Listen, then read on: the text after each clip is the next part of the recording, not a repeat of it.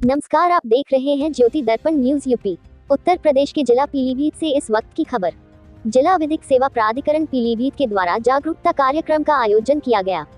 पीलीभीत के बरखेड़ा में जिला विधिक सेवा प्राधिकरण तत्वाधान में आयोजित कार्यक्रम में शामिल हुए ब्लॉक प्रमुख, श्रम विभाग के Shankar Lal, doctor Shankala Mishra, Tripti Mishra one stop centre, Saumya Bhardwaj civil जज जूनियर डिवीजन, गीता सिंह अपर जिला जज, सुनील कुमार सचिव एवं अपर जिला जज जिला विधिक सेवा प्राधिकरण। शिविर का संचालन किया गया पीएलवी मनोज शर्मा द्वारा किया।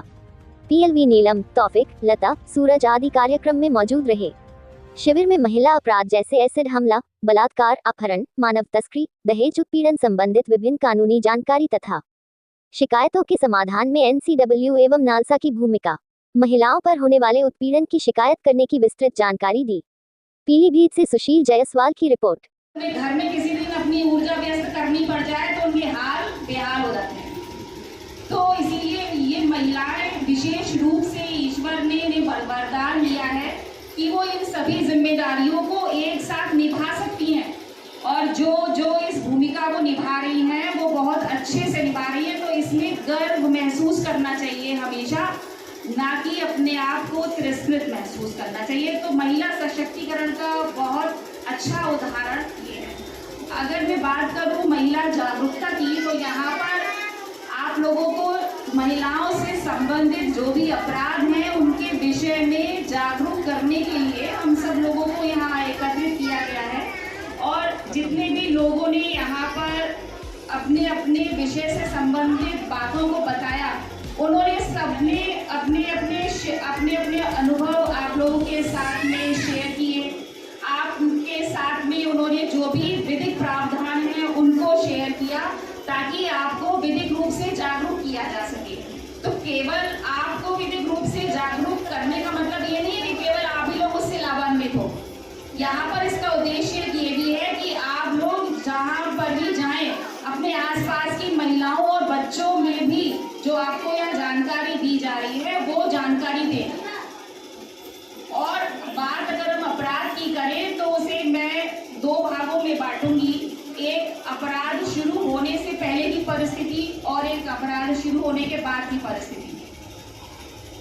महिलाएं किस काम को ज्यादा प्राथमिकता देती हैं, ये उसी बात से अंदाजा लगाया जा सकता है कि इस समय बैठी महिलाओं के मन में घर के कामकाज चल रहे हैं, और ये चल रहा है कि हम कैसे जाएंगे, कैसे पहुंचेंगे, घर जाकर क्या क्या काम करेंगे, कौन हमारा इंतजार कर रहा होगा। यानी वो प्राथमिकता किसे दे रही है, यहाँ बैठकर जो उनको जानकारी दी जा रही है इतने सारे लोगों के द्वारा, उसको ना सुनकर उसे गंभीरता से ना लेते हुए अपने घर की चीज़ों को याद करके उसे प्राथमिकता दे रही है। उसके साथ तो आप हमेशा रहेंगी, दिनों रात रहेंगी, अभी जाकर आपको वही सब काम करने हैं। तो कम से कम यहाँ पर बैठकर इसका लाभ उठा लीजिए। फिर शायद पता नहीं कब ये शिविर लगेगा और आपको जानकारी दी जाएगी। और यहाँ पर आपको एक ऑप्शन ये भी दिया गया है कि अगर आप अपनी कोई भी परेशानी से संबंधित बात पूछना चाहती हैं तो वो पूछ सकती हैं। और अच्छा तो ये रहेगा कि आप अगर लिख लें उस चीज़ को प्रार्थना पत्र के रूप में, तो यहाँ पर जो डीएलएसए सचिव मौजूद है और जो यहाँ पर इनके एजेंट जो है वो मौजूद है, इनको आप प्रार्थना पत्र दे सकते हैं। और इनके द्वारा ये बताया गया कि किसी भी तरीके की अगर परेशानी किसी भी डिपार्टमेंट से संबंधित है जो आपके द्वारा नहीं हो पा रही है या लोग आपकी सहायता नहीं कर रहे हैं, तो वो उसमें करने में ये आपकी मदद करेंगे। तो ये तो एक आपको बहुत अच्छा फोरम मिल रहा है जो आपकी इस तरीके से सहायता कर रहा है किसी भी क्षेत्र में। ऐसा नहीं है कि ये सीमित है कि आप केवल इसी से ही संबंधित समस्याएं हमें दे सकती हैं। तो इसका आपको लाभ उठाना चाहिए और दूसरों को भी जानकारी देनी चाहिए कि ये लाभ आपको इस माध्यम से डीएलएसए में मिल सकता है। दूसरी चीज ये है कि अगर महिलाएं स्वयं के लिए जागरूक नहीं होंगी तो सहायता कौन करेगा। सबसे पहले तो आपको ये समझना है कि समस्या क्या है। अगर आप यही नहीं समझ पाएंगी कि समस्या क्या है तो उसके निराकरण के लिए या उसको सुधारने के लिए कैसे प्रयास करेंगे।